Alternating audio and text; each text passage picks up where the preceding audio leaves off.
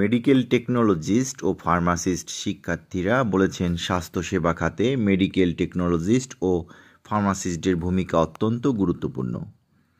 তারা স্বাস্থ্যসেবা ব্যবস্থার অগ্রভাগে থেকে নির্ভুল রোগ নির্ণয়, চিকিৎসা সহায়তা ও বিভিন্ন ধরনের ডায়াগনস্টিক সেবা দিয়ে থাকেন। কিন্তু পেশাগতভাবে তারা কয়েক যুগ ধরে অবহেলিত এবং বৈষম্যের শিকার হয়ে আসছেন, যার বিরূপ প্রভাব পড়ছে চিকিৎসা ক্ষেত্রে। গুণগত মানসম্মত ও সাশ্রয়ী স্বাস্থ্যসেবা বঞ্চিত হচ্ছেন রোগীরা। এমন পরিস্থিতিতে মান উন্নয়নের মাধ্যমে স্বাস্থ্যসেবার মান বৃদ্ধিতে 6 দফা দাবি করে জানিয়েছেন তারা।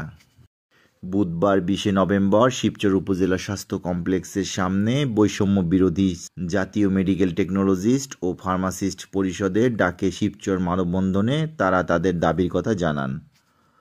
6 দফা দাবি নিয়ে টেকনোলজিস্ট ফার্মাসিস্টদের মানববন্ধনে বক্তব্য রাখেন ডিএম হাবিবুর রহমান, মোহাম্মদ হুমায়ুন কবির, গোলাম রেজাউন নবী রুবেল, গোপাল হালদার, ডিএম আব্দুল জলিল মিয়া, আনোয়ার হোসেন, আয়েশা ইসলাম।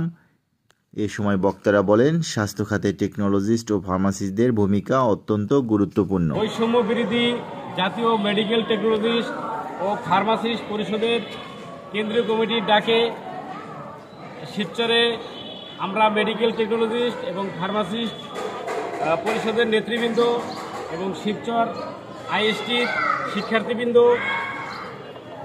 আজকের এই মানববন্ধনে অংশগ্রহণ করেছি। আমাদের 6 দফা দাবি আছে। তার মধ্যে অন্যতম দাবি হচ্ছে ডাক্তার, নার্স এবং মেডিকেল টেকনোলজিস্ট এদের অনুপাত হবে 1:3:5, অর্থাৎ একজন ডাক্তারের বিপরীতে 3 জন নার্স এবং 5 জন মেডিকেল টেকনোলজিস্ট দরকার। এটা বিশ্ব স্বাস্থ্য সংস্থার গাইডলাইন। এটা মানসম্মত চিকিৎসা সেবা নিশ্চিত করার জন্য আমাদের দাবি একজন ডাক্তারের বিপরীতে 5 জন মেডিকেল টেকনোলজিস্ট নিয়োগ করতে হবে। আমাদের কেন্দ্রীয় কমিটির যে 6 দফা দাবি, সেই 6 দফা দাবি হলো: 1 নম্বরে স্বতন্ত্র পরিদপ্তর গঠন করতে হবে। 2, ডিপ্লোমাধারীদের 10ম গ্রেড পদমর্যাদা প্রদান করে এর আনুপাতিক হারে পদ সৃজনপূর্বক দ্রুত নিয়োগের ব্যবস্থা করতে হবে। পাশাপাশি অগ্রাধিকার ভিত্তিতে 2013 সালের স্থগিতকৃত নিয়োগ প্রক্রিয়া চালু করতে হবে।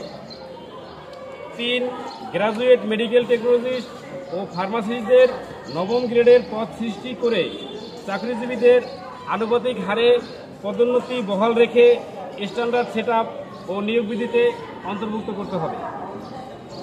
4, ঢাকা আইএসটিকে Bangladesh university of medical science and technology নামকরণে বিশ্ববিদ্যালয়ে রূপান্তর করতে হবে।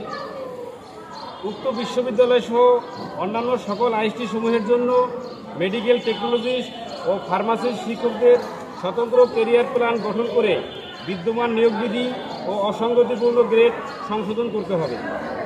5, মেডিকেল টেকনোলজিস্ট কাউন্সিল গঠনের মাধ্যমে পেশাদার লাইসেন্স প্রদান, ডিপ্লোমা মেডিকেল এডুকেশন বোর্ড গঠন এবং প্রাইভেট সার্ভিস নীতিমালা প্রণয়ন করতে হবে।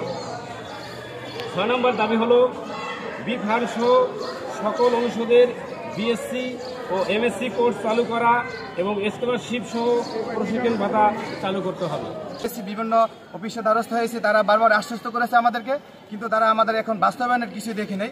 এর আগে আমাদের বিভিন্ন আমরা অধিদপ্তর দৌড়াদৌড়ি করেছি, আমরা বিভিন্ন বিভাগীয় অফিসে আমরা দৌড়াদৌড়ি করেছি। তারা একই কথা বলেছে যে আমরা এটা দ্রুতই বাস্তবায়ন করব এবং এটা আমরা বারবারই যে জন্য আমরা বেশি আন্দোলন করতেছি এবং আমরা এই যে আন্দোলনের 6 দফা দাবি আদায় করেছি, দাবি নিয়ে আমরা মাঠে নেমেছি। আশা করি বর্তমান সরকার অত্যাধিক সংস্কার প্রিয় এবং জনগণের জনবান্ধব হিসেবে কাজ করতেছে। আমরা আশাবাদী আমাদের এই 6 দফা দাবিকে তারা দ্রুতই মেনে নেবে। আমাদের মূল দাবি স্বতন্ত্র পরিদপ্তর গঠন করতে হবে এবং ডিপ্লোমাধারীদের 10ম গ্রেডের পদমর্যাদা প্রদান করে এর আনুপাতিক হারে পদ সৃজন পূর্বক দ্রুত নিয়োগের ব্যবস্থা করতে হবে। পাশাপাশি অগ্রাধিকার ভিত্তিতে 2013 সালের স্থগিতকৃত নিয়োগ প্রক্রিয়া চালু করতে হবে। একমাত্র আমরা যারা আছি মেডিকেল টেকনোলজিস্ট ও ফার্মাসিস্ট, এরা এখন পর্যন্ত 10তম গ্রেড পাইনি। এর জন্য আমাদের 6টা দাবি আছে। এই 6টা দাবির একটা হচ্ছে স্বতন্ত্র পরিদপ্তর গঠন করতে হবে এবং হচ্ছে বাংলাদেশের সকল ডিপ্লোমাধারীদের নেয় আমাদের অবশ্যই 10তম গ্রেডে পদমর্যাদা দিয়ে এটা সৃষ্টি করতে হবে, পদ সৃষ্টি করতে হবে। এটাই হচ্ছে আমাদের একমাত্র, যারা পেশাজীবী আছে তাদের একমাত্র দাবি। আমরা আমাদের যেন কাঙ্ক্ষিত দাবি যেন অতি সত্ত্বর যেন এটা দাবি পূরণ করা হয়, যেহেতু এখন আমাদের কোর্স কার্যক্রম 4 বছর, আর পাশাপাশি আমাদের কোর্স আমাদের ক্যারিয়ার প্ল্যান এবং পাশাপাশি আমাদের উচ্চশিক্ষা, এই 3টা জিনিসের জন্য খুব ভালোভাবে যেন পূরণ করা হয়।